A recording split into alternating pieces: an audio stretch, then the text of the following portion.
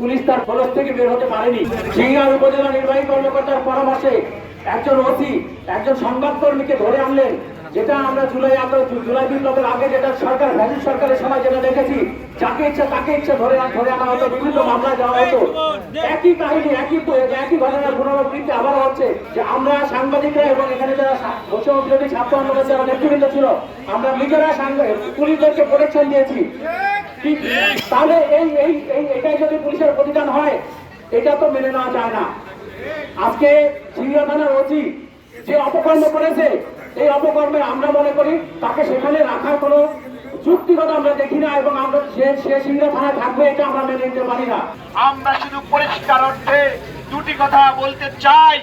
আজকে যে সাংবাদিক রশিদকে গ্রেফতার করা হয়েছে, ডেভিল হান্টের কথা বলে, সব চাইতে বড় ডেভিল সিংড়ার ইউনো, সব চাইতে বড় ডেভিল সিংড়ার ওঠে, সব চাইতে বড় ডেভিল পুলিশের কর্মকর্তারা।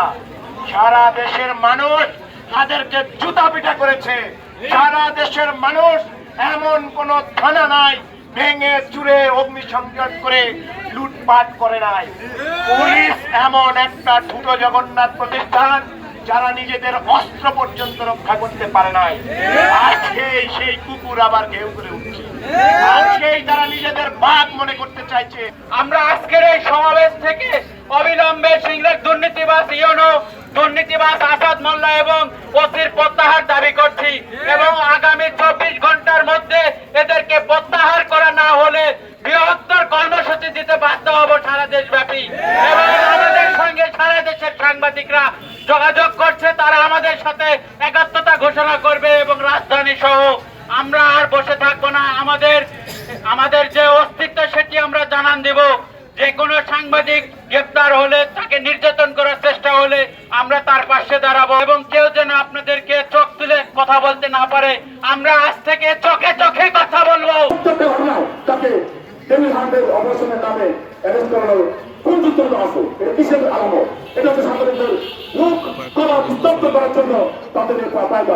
আমরা মনে রাখবেন, আমরা সাংবাদিক বলছি, আমাদের কলম, আমাদের মেধা আমাদের বিক্রি হওয়ার মতো নয়। আমাদের মেধা সবসময় শক্তিশালী। আমাদের মেধা জনগণের পক্ষে কথা বলবে, দেশের পক্ষে কথা বলবে।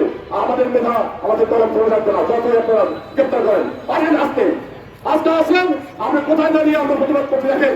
একজন জেলা প্রশাসক চত্বরে আমাদের যদি বলে নাটোর পুলিশ শহর চত্বরে আপনারা পারলে আমাদেরকে অ্যারেস্ট করেন।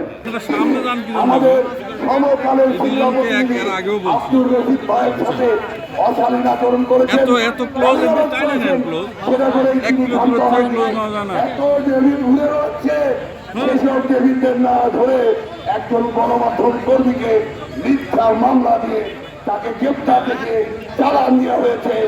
আজকের সমাবেশ থেকে আমরা এর তীব্র নিন্দা এবং প্রতিবাদ জানাচ্ছি।